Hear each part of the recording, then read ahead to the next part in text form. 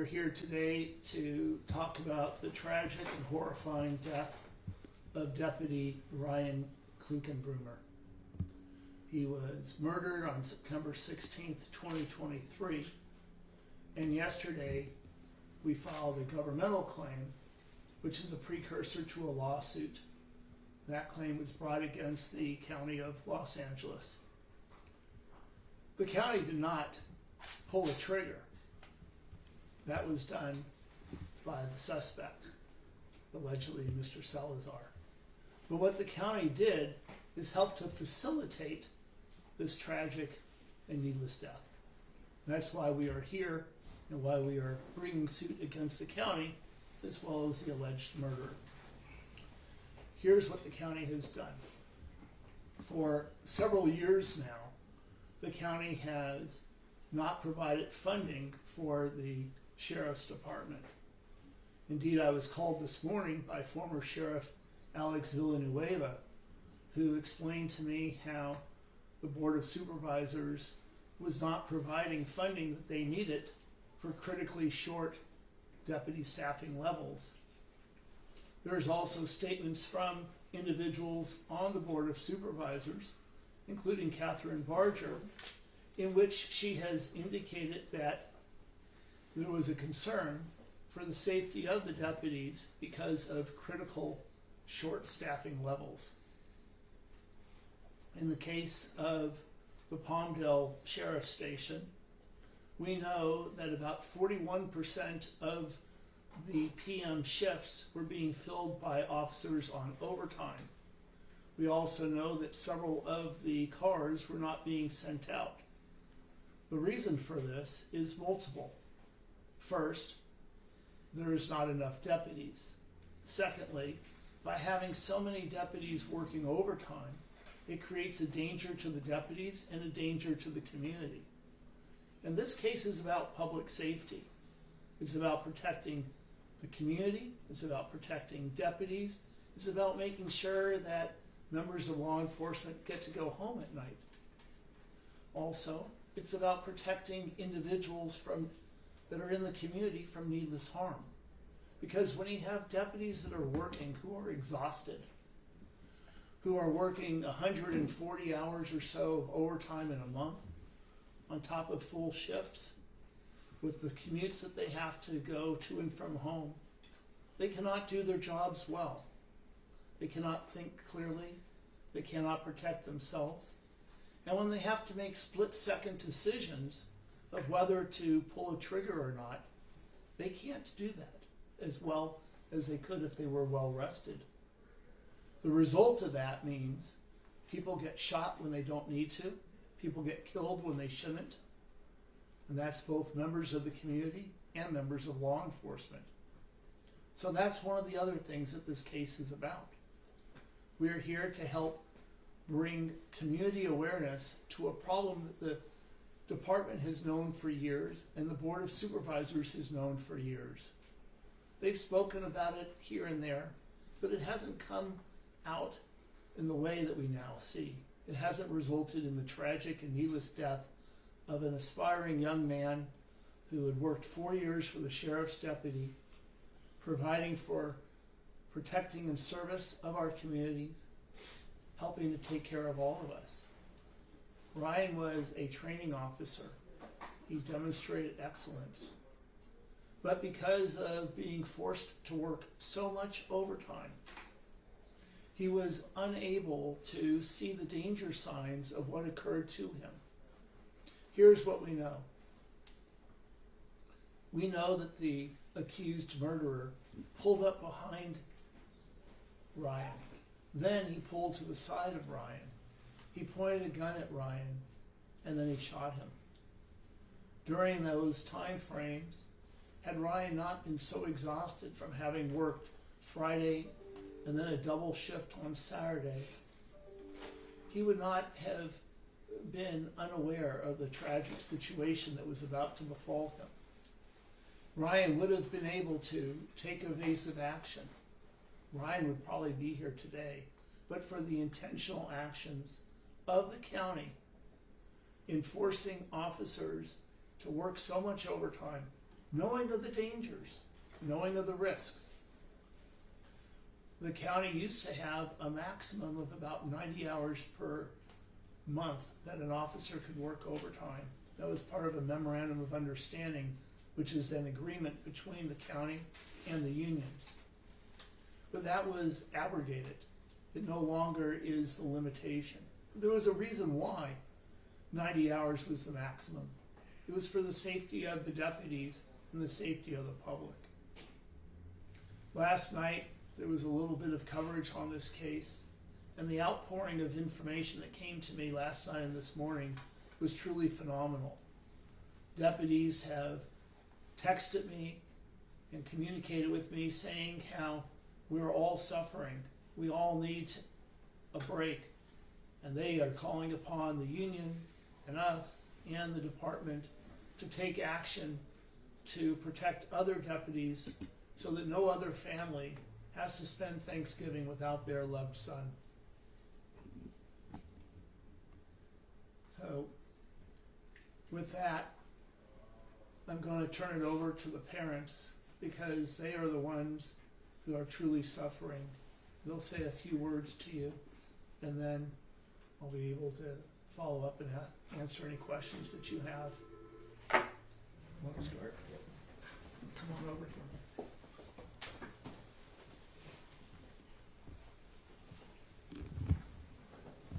Thank you.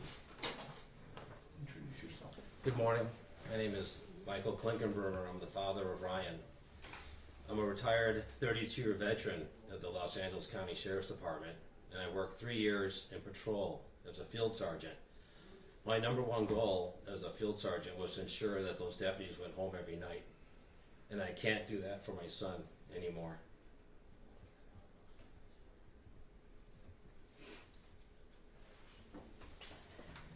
Good morning. My name is Kim and I'm Ryan's mom. I don't want any parent to ever have to sit at a Thanksgiving or holiday dinner with someone missing like we had to this year. I miss my son so very much. On September 16th, at 4 o'clock was my last message to him. We were planning his wedding as he was engaged 4 days prior. 3 hours later, I was planning his funeral.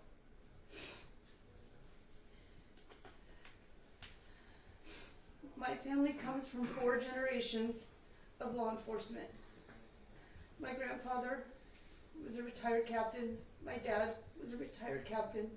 My husband, a retired lieutenant. Ryan and our other son is a deputy sheriff for Ventura County. So we are very familiar with law enforcement. We've dedicated a lot of our life to law enforcement. I wish I could go back to September 16th.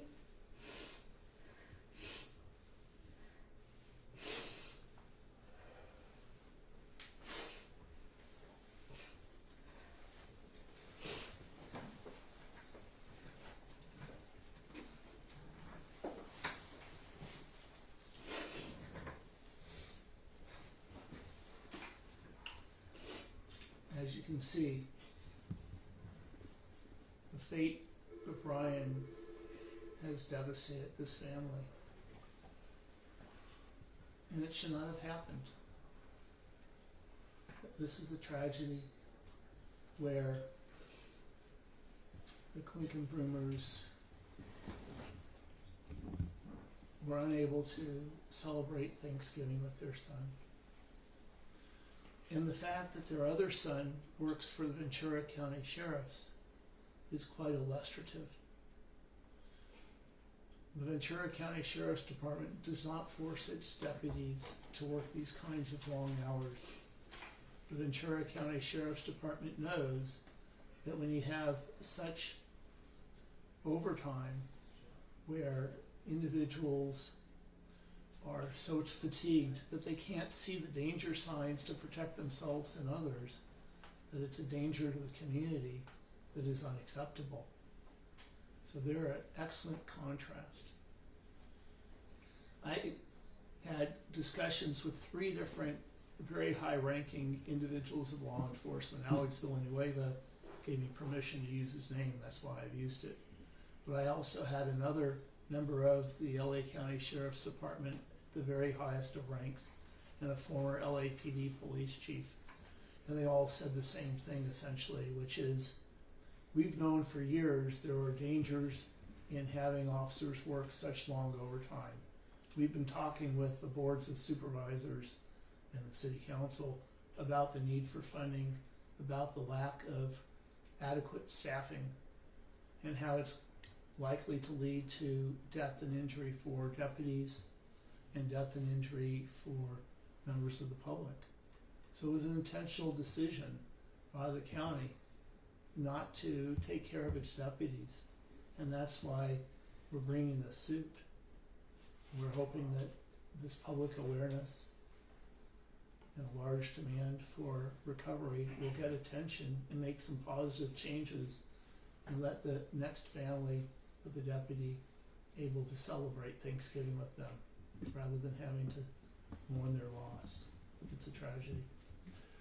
Brad, you mentioned there used to be an agreement, memorandum of understanding between the county and ALADS, which is the deputies union, putting a limit, a cap of 90 hours on any 1 month for overtime. Why was that agreement abrogated? Who actually, when did that fall apart? As I understand it, that agreement ended in the last year or 2, and I don't know why it fell apart. I don't know why the county and the union agreed to eliminate so much in the way of protection from too much overtime. You'd have to ask ALADS and the Board of Supervisors on that. Is there anything novel about this particular type of suit? I mean, it seems to me like literally you're going in here and telling the Board of Supervisors, rethink your budgeting, rethink your hiring to get rid of this risk to your employees. Well, we are. That's a big problem. When you don't take care of the budget to fix things that you know are wrong, problems happen. If DWP doesn't have the proper budget, you get leaks like we saw in the news last night where you have flooding. So planning first when you know of a problem, and then afterwards avoiding those problems is the goal that we should have. And this lawsuit, we're hopeful, will help to prevent other harm and bring some justice to the Klinkenbrummer family. Brad, can you talk about the nuts and bolts of this? So this claim has been filed. It also names the LA County Sheriff's Department specifically in the city of Palmdale and seeks damages of $20 million. What happens from here? What we've done is we've done a governmental claim, and we are seeking $20 million because if you think about the death of a loved one, the amount we're asking for is less than a year of contract for basketball stars to play a game. And I submit to you that family members are worth more to their families than basketball players are or football players are to us for our entertainment.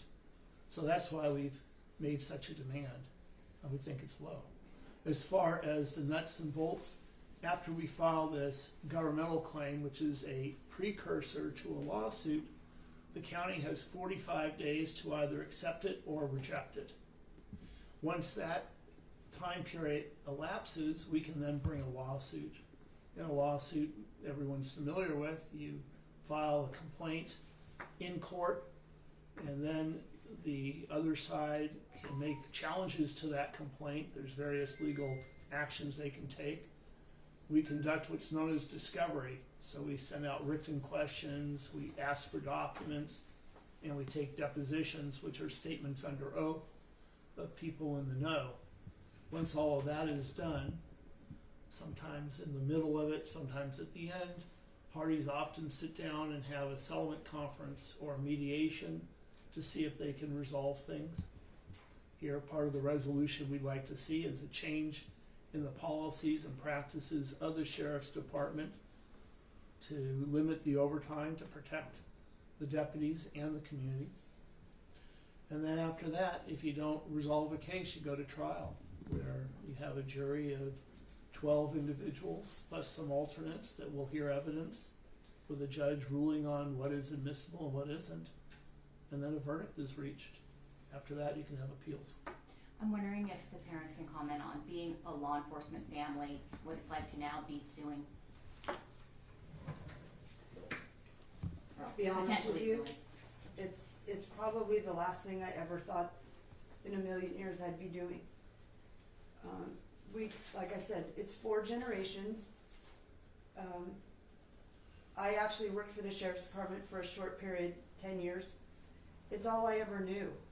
It was family, and it's hard, and it's nothing I ever wish on anybody, because it's reopening wounds and starting all over again, but it needs to be done. I can't see another family go through this. Those men and women that put that badge on, put it on with pride to do the best job they can, but they need to have the working conditions to do the best job that they can. So Kim, it's way bigger than money. It's way bigger than money, to be very honest with you. Money's only part of it, a very small part of it, to be quite frank with you. It's about change. It's about change in the way these guys are treated, men and women, working conditions. They can't go on the way that they're being treated right now. It can't happen. And Kim, to your point, or to the point made earlier, I mean, you believe if Ryan had not been worked all weekend long, he would have been aware enough to respond. I fully believe that if my son was not overworked, that he would have been in a better position to not be where he is today. I think I can address that as well, having worked for the department. Ryan was a field training officer, which it takes an extraordinary amount of skill and ability to be selected. So for several years, he taught brand new deputies to patrol, area awareness, threat assessment, and how to properly respond to a threat, all of which didn't happen. So it's very clear that I think to us, had he not been fatigued and exhausted, he would have responded safely, and he'd be here today. You know, money is important because that is how we as a civilized society helps to make sure that individuals pay for their civil wrongs. But the problem is when someone is killed, money cannot bring back a life. But money can send a message to the county that they need to make a change. They need to revisit their policies and protect their employees. Brad, Brad, discovery is one thing. You know, most of the time it's tough. You go through discovery to find facts that aren't readily available. In this case, are you in the opposite corner, literally? Your phones you're probably gonna have people lining up around the block to be able to testify as to the conditions related to overtime and the risks involved. Well, we certainly have a lot of statements with admissions by Sheriff Luna and members of the Board of Supervisors that they know of these dangers. And yet they haven't taken action, so we do have that kind of information. And to get 3 individuals that were at a chief of police or a sheriff's level contact me, speaking to me within a few hours of a much smaller discussion in the news than we have today, I think is pretty extraordinary, and it does speak volumes to the information that is already out there. And yet, knowing of these dangers, the county intentionally carrying it out, and this is the result, which is terrible. Brett, as just some background, just so everybody knows, understands how deputies are scheduled for their watch shifts. So are they given 8, 10, 12-hour shifts? And when they're requested to work overtime, is it involuntary that they have to work overtime? I can speak to some of that, and Mike might be able to answer more. Okay. It sort of depends on the law enforcement agency and the job that you have. Sometimes you have an 8-hour day shift, so you're working 5 days a week. 5 days a week might be Wednesday through Sunday, it might be at 2 a.m., but 5 days per week. Other times you have a shift that is 4 days a week and it's 10 hours per time, and other times you have a shift that is 12 hours, which gives you a 36-hour week, and then you have a payback period. So those are the way that deputies and others often end up working. If you have a double because you're being forced to overtime, you're supposed to be limited to 16 hours in a day because of the knowledge of the dangers that can occur if you're working too many hours. It's not even safe to drive. So a deputy can kill someone just by, or themselves, by falling asleep at the wheel. With that said, there are times that members of law enforcement have been forced to work even 20 hours in a day that I've seen in my career. Usually that's an emergency situation, but not always. The problem with the county is because of poor planning, lack of budgeting, and lack of hiring, they've created their own emergency situation. You don't get a pass when you know something is dangerous, and then you say, oh, now it's an emergency. You don't get to do that. It's like you don't get to drink a ton of alcohol, barely be able to walk, go to your car and drive and go, oh, gee, I couldn't drive before I hit somebody because I was drunk. Well, you create that situation for yourself as well. It's the same situation. The county knows of the dangers, and they intentionally allow those dangers to continue. And it's no different than if the county decided that they were going to go drink a few fifths of alcohol, jump in their cars, and race on the freeway. The consequences are foreseeable and known that eventually tragedy is going to happen, even if it doesn't happen the first time. Who has the ultimate authority, though? I mean, there comes a point to where, sure, your sergeant, your lieutenant says, I need you to work 4 hours, 6 hours. But there comes a point when you say, if I do this, I'm going to wind up injured or dead. Does the deputy have the ultimate thing to flat out say, boss, I'm sorry, I can't do it? No, if a deputy... Or they just don't take that step. Deputies, if they're being told you have to work, if they don't work, they can get fired for insubordination. So it's a terrible choice where a deputy either has to say, I'm going to follow these orders and hope not to have a problem, or I'm going to get fired and not be able to feed my family. It's a terrible choice, but the ultimate authority rests with the sheriff and the board of supervisors, because the sheriff has to seek the deputies and the budget, and the board has to approve it.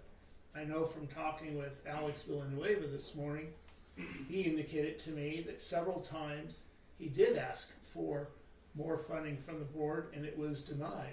So he knew of this problem and he was trying to get it resolved, and then it wasn't getting fixed. So you're telling us that if a deputy, if a sergeant or his higher up tells him, hey, look, I know you've been working excessively lately, but today I need you to work a double shift. That deputy does not have the right to say no? The deputy cannot say no when they're being told to work.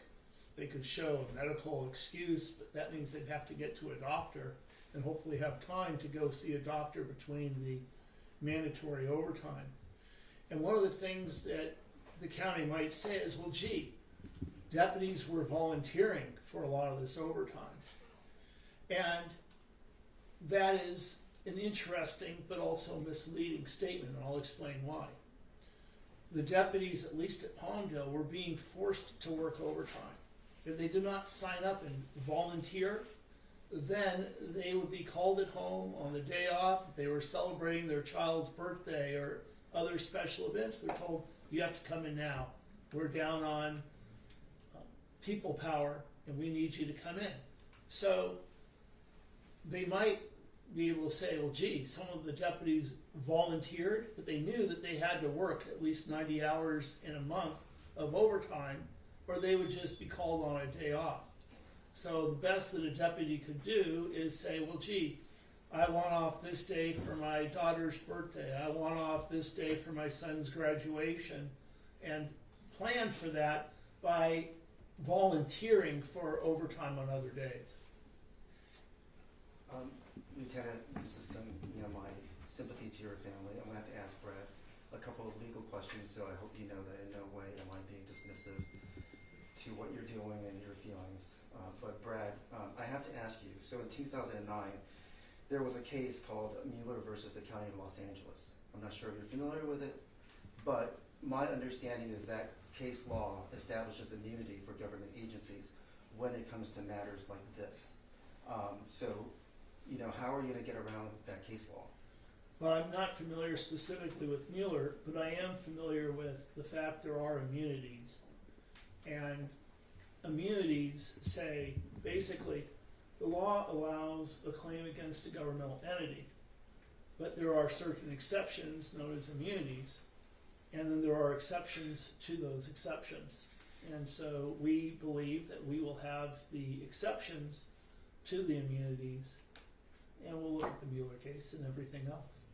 Again, if you could just bear with me. Again, I'm not trying to hurt you or make this worse for you, but I have to ask Brad, were this lawsuit to move forward and you're not successful and the judge slapped it down, your clients are going to be on the hook for legal fees. Have you had that conversation with them about that? Well, first of all, legal fees are not something that happens from a lawsuit as a general practice. There are sometimes case costs. It depends on the legal theory as well. Forgive me, the legal fees for the county. Legal fees for the county are attorney's fees, and those are not recoverable as a general rule. Sometimes there are costs that are recoverable within limits, and that's down in CCP section 1032. But those are limited, and so the risk isn't there. But as far as anything I discuss with my clients, that would be an attorney-client communication. I'm not about to wave it to the world on a press conference. That would be bad lawyering. Brad, can you talk about where Ryan was in his shift at the time? Is that something you can disclose? I know that it was around 6 p.m. or so that he was murdered, but I don't know the exact time he started. I don't know if you know. Kim had some more. He started at 4 o'clock, 4 a.m. or 4 p.m.? 4 p.m. That was Friday. He started Saturday at 4 p.m. He had worked a double on Friday, PMs to early mornings. He got off at, I believe, 8 o'clock in the morning, came home, slept for a couple hours, and was back at the station to start his shift on Saturday. And then he was killed at 6 o'clock on Saturday evening. So he was only 2 hours into his shift. Are you folks upset with the law enforcement union? Do you believe the union has done enough to protect deputies, or have they folded to the county? What's your thoughts about the union? To be honest with you, I don't know enough as much about the union, and I'm not going to speculate on what they've done. As far as support for the family, the union has been phenomenal. But I'm not going to speculate on what they've done as far as that. Thank you. Yeah, there has been a lot of support from the department and others, which we're appreciative of, and they want to go after the killer, and we certainly support that, and we're willing to be helpful in every way. But that doesn't change the fact that we wouldn't be here but for the other actions by the county.